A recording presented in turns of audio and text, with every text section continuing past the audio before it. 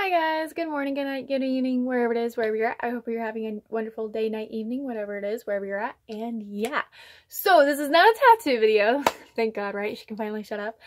This is a Barnes & Noble's haul.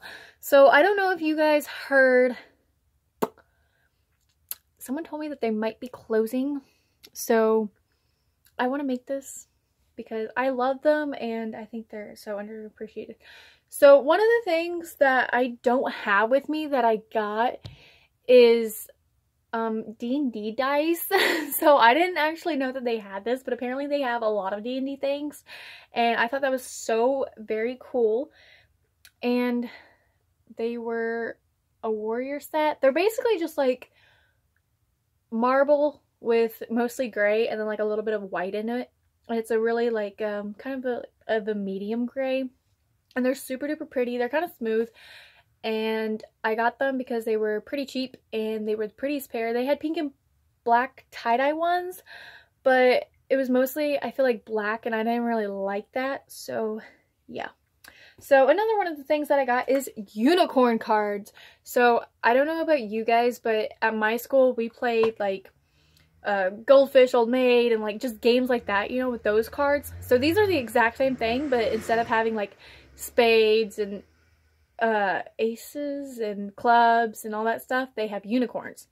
So like this Jack says, unicorns are awesome. I am awesome, therefore I am a unicorn. I'm fabulous. Always be yourself. Unless you can be a unicorn, then be a unicorn. A picture of a unicorn. Walk softly and wear a big horn. Being a unicorn isn't about being real, it's about being awesome. Unicorns exist. A friend told me I was delusional. I almost fell off my unicorn. Make your life story so amazing that unicorns have a hard time believing it. Unicorns are lame, said no one ever. Sometimes I question my sanity, but my unicorn said I'm fine. And then, of course, the Joker has I don't believe in humans. And then the normal cards with the numbers just have, like the 9 of clubs would have 9 clubs on it. So this just has like 9 little unicorns on it. So I love that. And I think, oh, you know how they have black and red? This is pink and purple. So that is what's up. So I love it, love it, love it. This was only $7, I think. I was like, unicorns? I'm down. I don't give a crap how much. So I got these. And I got my boyfriend a book because they had a deal, 2 hardbacks for 10 or 2 paperbacks for 8. And I also got a 2019 planner. The real big reason why I got this is, yes, gold pages, but there's maps, you guys. There's a map in the back. And these were on like sale for 50% off, and normally these are like, it said like I think 16 and stuff. So it's just maps of the world, and also it has a map of the US. I love this. I think this is so neat, and I don't think you can find it like anywhere else. It has all of 2019's holidays.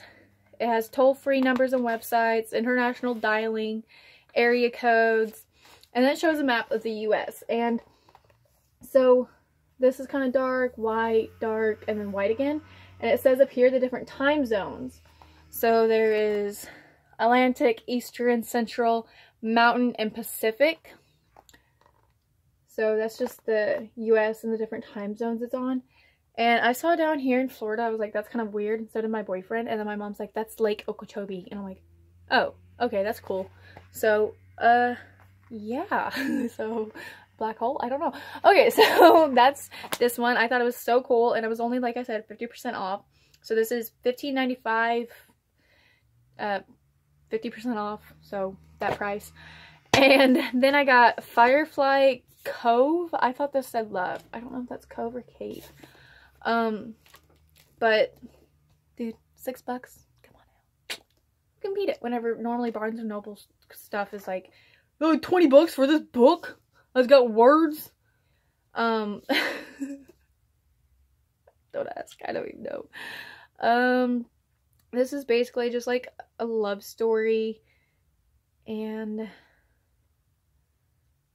what was it too much? Yeah, this was about a dude getting, I think the doctors told him he might not live to see his next birthday. Somehow he crazily survives it, and everybody's shocked. And now he really has, but now at 28, his time is finally running out. So he's returning to the one place he ever felt happy, near the only woman he ever truly wanted, the California seaside town of Miramar Bay.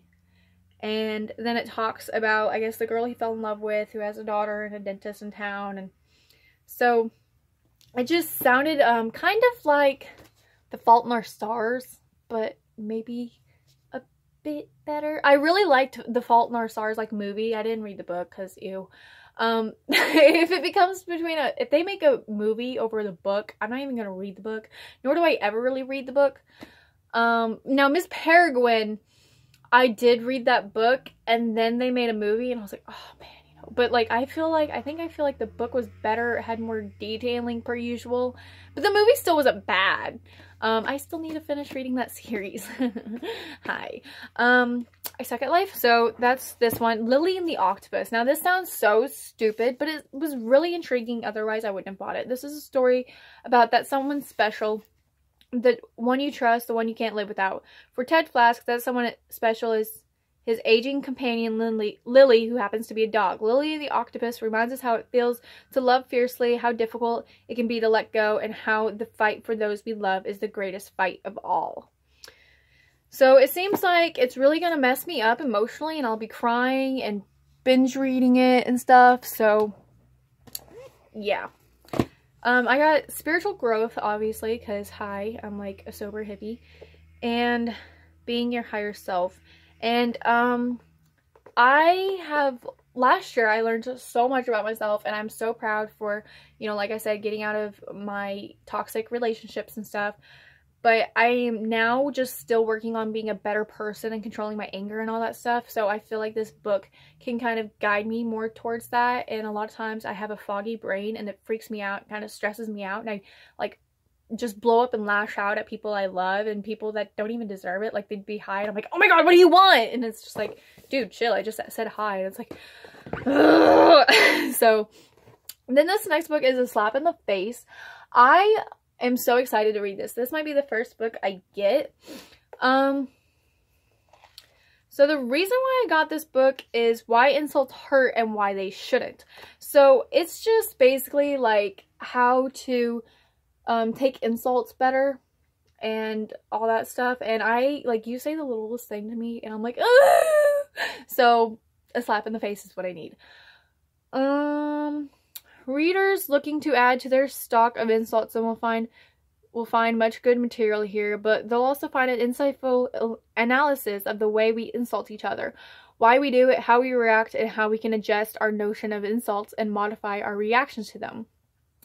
So yeah, so I'm super duper excited about these 4 books, and I'm super duper excited about this planner. Like, I told myself, like, yes, there's a calendar, and like, I'm fine with writing down things I need to do on the days and this and that and stuff, but there's a big notes section.